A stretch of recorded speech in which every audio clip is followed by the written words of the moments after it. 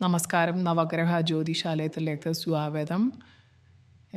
ഞങ്ങൾ അവിട്ടം നക്ഷത്രത്തിൻ്റെ അടങ്ങളാണ് പറയുന്നത്. കർക്കിടക മാസത്തെ 2025 കർക്കിടക മാസത്തെ അവിട്ടം നക്ഷത്രക്കാരുടെ ഫലങ്ങളാണ് ഇവിടെ വിവരിക്കുന്നത്. കുംഭക്കൂറുകാരാണിവർ. കുംഭക്കൂറിൽ ആദിത്യൻ 6-ാം ഇടത്തിൽ സഞ്ചരിക്കുകയാൽ കർമ്മരംഗത്ത് ഉന്മേഷമുണ്ടാകും. തൊഴിൽ നേടുന്നവർക്ക് താൽക്കാലിക ജോലിയെങ്കിലും കരസ്ഥമാക്കാനുള്ള സാധ്യതയുണ്ട്. പ്രത്യേകിച്ച് ഗവൺമെൻറ് ജോലികൾക്ക് ശ്രമിക്കുന്നവർക്ക് താൽക്കാലിക ജോലി ലഭിക്കാനുള്ള സാധ്യതയുണ്ട്. വിദേശത്താണെങ്കിലും താൽക്കാലികമായി ജോലി ലഭിക്കാനുള്ള അത് പിന്നീട് പെർമനൻ്റ് ആവുന്ന ഒരു സാഹചര്യമാണ്. അത് മുന്നോട്ടുള്ള സമയത്തെ ബന്ധപ്പെടുത്തിയിരിക്കും. തൊഴിലിടത്തിൽ സമാധാനം പുലരും.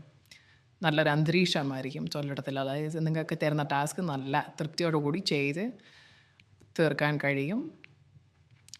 അധികാരികളുടെ പ്രശംസ പിടിച്ചു പറ്റാനുള്ള സാധ്യത, പ്രത്യേകിച്ച് വിദേശത്ത് ജോലി നഴ്സുമാർ അല്ലെങ്കിൽ മറ്റ് മേഖലകളിൽ ജോലി ചെയ്യുന്നവർക്ക് അവരുടെ മേലധികാരികളിൽ നിന്നും വളരെ നല്ല അപ്രീസിയേഷൻ ലഭിക്കുന്ന ഒരു കാലഘട്ടമാണ് അവിട്ടം നക്ഷത്രക്കാർക്ക്.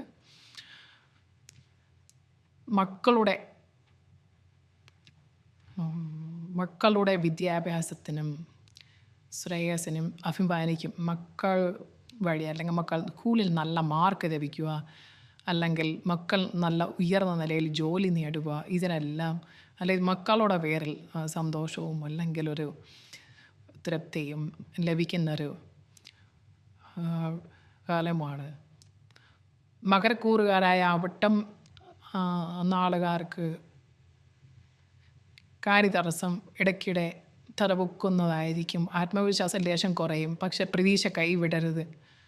ആത്മവിശ്വാസം കുറഞ്ഞാലും പ്രതീക്ഷ കൈവിടാതെ അത് മുന്നോട്ട് തന്നെ കൊണ്ടുപോവുക. പ്രതീക്ഷിച്ച ലാഭം ബിസിനസ്സിൽ നിന്ന് ഉണ്ടാവണമെന്നില്ല, പക്ഷെ നഷ്ടത്തിലേക്ക് പോകത്തില്ല. ലാഭം അല്പം കുറയും, അതിൽ നിരാശപ്പെടുന്നത്. ഇത് മകരക്കൂറുകാരായ അവിട്ടംകാർക്കാണ് ഈയൊരു പ്രശ്നമുള്ളത്. അത്യാവശ്യ ചിലവുകൾ, അനാവശ്യമായിട്ടുള്ള ചിലവുകൾ വന്നു ചേരാനുള്ളൊരു സമയമാണ്. അത് മറികടക്കുന്നതിനായി ചെയ്യേണ്ടുന്നത് ക്ഷേത്രങ്ങളിൽ വഴിപാട് നടത്തുന്നത് നല്ലതാണ്. മുരുകക്ഷേത്രത്തിൽ വഴിപാട് നടത്തുന്നത് വളരെ നല്ല അതാണ്. തടസ്സങ്ങൾ മാറിക്കിട്ടാൻ ഗണപതിക്ക് വഴിപാടുകൾ ചെയ്യുക. അതുപോലെ തന്നെ വഴിപാട് ചെയ്യുന്ന സമയത്ത് അവിടെ പൂജിക്കുന്ന തിരുമേനിക്ക് ദക്ഷിണയായിട്ട് എന്തെങ്കിലും അത് തൃപ്തിയോടുകൂടി തന്നെ അത് കൊടുക്കുക.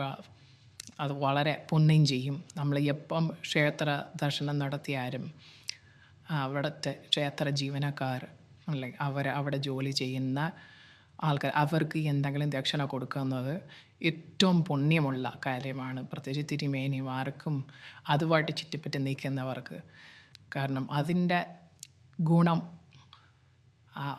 തീർച്ചയായിട്ടും ലഭിക്കുന്നതാണ്. നമ്മൾ കാണിക്ക വഞ്ചിയിൽ ഇടുന്നതിനേക്കാൾ ഏറ്റവും ഉത്തമം അവിടെ ജോലി ചെയ്യുന്നവർക്ക്, തിരുമേനിമാർക്ക് പ്രത്യേകിച്ച് അവർക്ക് ചുറ്റമ്പലത്തിൽ ജോലി ചെയ്യുന്ന അനേകം ആൾക്കാർ അവർക്ക് ദക്ഷിണ കൊടുക്കുന്നത് വളരെ ഫലം ചെയ്യുന്നതാണ്. പൂജ കർമ്മങ്ങളെ അവർക്ക് നല്ല രീതിയിൽ നല്ല അറിവ് കൂടുള്ള തിരുമേനിമാർ ആണ്. അവർക്ക് വേണ്ടുന്ന നിങ്ങൾക്ക് വേണ്ടുന്ന സഹായങ്ങൾ, പൂജകൾ വളരെ തൃപ്തിയോടുകൂടി നടത്തി തരുന്നതായിരിക്കും. കുടുംബത്തിൻ്റെ പിന്തുണ വളരെ അത്യാവശ്യമാണ്. ഇപ്പോൾ കുടുംബത്തിൻ്റെ പിന്തുണ ഈ സമയത്ത് കയറും. വിദേശ രാജ്യങ്ങളിൽ ജോലി ചെയ്യുന്നവർക്ക് വീട്ടിലുള്ള അമ്മമാരോട്, മുതിർന്നവരോട് പറഞ്ഞ് വഴിപാടുകൾ നടത്തുന്നത്, ക്ഷേത്ര ദർശനം നടത്തുന്നതും നല്ലതാണ്. അടുത്ത ചിങ്ങം മാസത്തെ ഫലങ്ങളുമായി ഞങ്ങളുടൻ വരുന്നതാണ്. അതിൻ്റെ പണിപ്പുരയിലാണ്. ചാനൽ സബ്സ്ക്രൈബ് ചെയ്യുക ദയവായി. പുതിയ വീഡിയോകൾ കിട്ടാനായിട്ട് എല്ലാത്തിനും ഞങ്ങൾ പരിഹാരം തരുന്നതാണ്. ദോഷ സമയം എന്നൊന്നുമില്ല, എല്ലാം മംഗളമായിരിക്കും നടക്കുന്നതായിരിക്കും. നന്ദി, നമസ്കാരം.